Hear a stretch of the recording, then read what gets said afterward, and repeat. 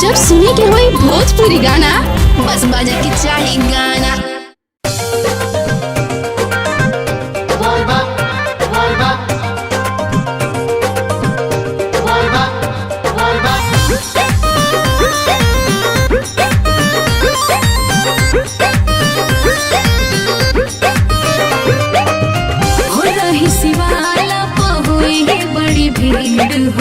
कैसे तू चिन्हवा लागल फिकीर हो हो रही शिवाला पहुई बड़ी भीड़ हो कैसे तू चिन्हवा लागल फिकीर हो। हर गेरुआ कलर लिखल बोले बम पर जवन दिल बन के अच्छा ओह जल ढारी कर जान उहे वाला साड़ी पहिन के ओह जल ढारी कर जान उहे वाला साड़ी पहिन के।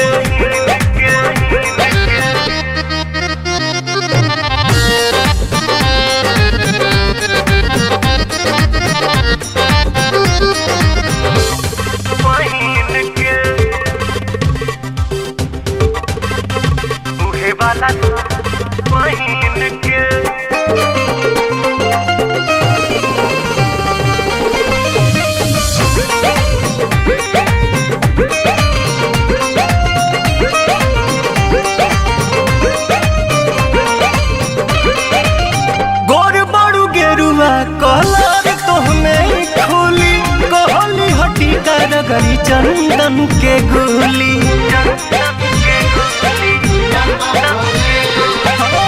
गोर बड़ू गेरुआ कलर तोहमे खोली कहली हटी करगरी चंदन के गोली।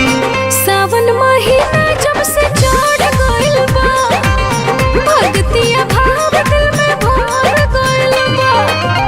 मंदिर के फेरी तू लगई है बच बेरी अपना अमूरी पगीन के है जल ढारी करे जान उहे वाला साड़ी पहिन के। अच्छा है जल ढारी करे जान उहे वाला साड़ी पहिन के।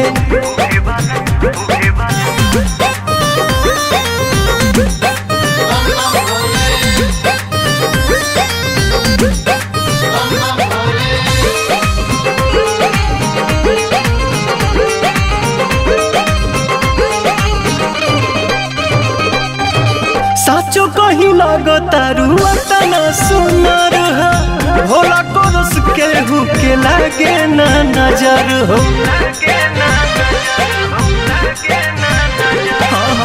साचो कहीं लागता रुआ तना सुनर हो बाबा कोरस के हु के लागे ना नजर हो।